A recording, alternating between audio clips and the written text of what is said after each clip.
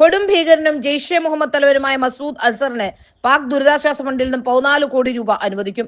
Operation സിന്ദൂറിൽ കൊല്ലപ്പെട്ടവരുടെ ബന്ധുക്കൾക്ക് 1 കോടി രൂപ വീതം നഷ്ടപരിഹാരം നൽകുമെന്ന് പാക് പ്രധാനമന്ത്രിയുടെ ഓഫീസ് അറിയിച്ചിരുന്നു. വ്യോമാക്രമണത്തിൽ തകർന്നതോ കേടുപാട് സംഭവിച്ചതോ ആയ കെട്ടിടങ്ങളുടെ പുനർനിർമ്മാണത്തിനും സർക്കാർ സഹായം നൽകുമെന്നും ഇതിൽ പറയുന്നുണ്ട്. തെക്കൻ പഞ്ചാബിലെ ബഹവൽപൂരിൽ ജെയ്ഷെ മുഹമ്മദ് ഭീകര ക്യാമ്പുകളിൽ ഭാരതം നടത്തിയ വ്യോമാക്രമണത്തിൽ മസൂദ് അസറിന്റെ കുടുംബാംഗങ്ങൾ കൊല്ലപ്പെട്ടിരുന്നു.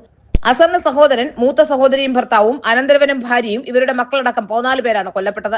ഇവരുടെ ഏക അവകാശി എന്ന നിലയിൽ പാക് സർക്കാരിൽ നിന്നും 14 കോടി രൂപ ഭീകരൻ മസൂദ് അസറിന് ലഭിക്കും.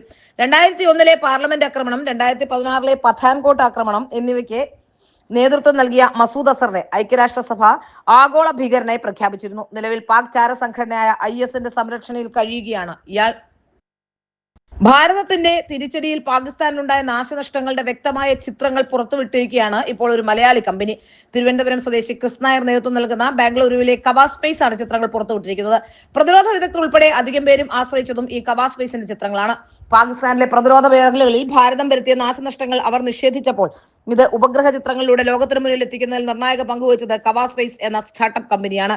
പാകിസ്ഥാന്റെ നുണക്കഥകൾ തകർക്കുന്നതാണ് പുറത്തു വന്നിരിക്കുന്ന ചിത്രങ്ങൾ. കേന്ദ്രങ്ങളിൽ ബോംബ് വീണുണ്ടായ ഗർത്തങ്ങളുടെ ഉയർന്ന റെസൊല്യൂഷനുള്ള ചിത്രങ്ങൾ ബോംബ് വീണതിന് മുമ്പും പിമ്പുമുള്ള അവസ്ഥ താരതമ്യം ചെയ്താണ് കവാ സ്പേസും ക്രിസ് നായരും സമൂഹ മാധ്യമങ്ങളിലൂടെ ചിത്രങ്ങൾ പുറത്തുവിട്ടത്. പ്രതിരോധ രംഗത്തും ബഹിരാകാശ മേഖലയിലും ഉന്നതതല വിശകലനങ്ങൾ നടത്തുന്ന പ്രമുഖ വെബ്സൈറ്റുകളെ ആശ്രയിച്ചാണ് കവാ സ്പേസിന്റെ ചിത്രങ്ങൾ. 2019 തൃശൂർ സ്വദേശി ബാലാമേനോനുമായി ചേർന്ന ക്രിസ് കമ്പനിക്ക് തുടക്കമിടുന്നത്. മുമ്പ് PSLV C-45 ദൗത്യത്തിലെ ഐസാറ്റ് എന്ന ഉപഗ്രഹം വികസിപ്പിച്ച എക്സിറ്റ് സ്പേസ് കമ്പനിയുടെ ഭാഗമായിരുന്നു ക്രിസ്. ഇത്രയൊക്കെ നാശനഷ്ടങ്ങൾ പാകിസ്ഥാനിൽ ഉണ്ടാകുമ്പോഴും ഭീകരതയെ പ്രോത്സാഹിപ്പിക്കുന്ന നയം തന്നെയാണ് പിന്തുടരുന്നതെന്നാണ് ഈ കാര്യങ്ങളിൽ നിന്നും വ്യക്തമാകുന്നത്. മസൂദ് അസറിന്റെ കുടുംബത്തിന് ഇത്രയും കനത്ത തുക നൽകുന്നതിലൂടെ ഭീകരവാദത്തെ പ്രോത്സാഹിപ്പിക്കുന്ന നയം തന്നെ പാകിസ്ഥാൻ വീണ്ടും തുടരുന്നു എന്ന കാര്യത്തിൽ ഒരു സംശയവും വേണ്ട.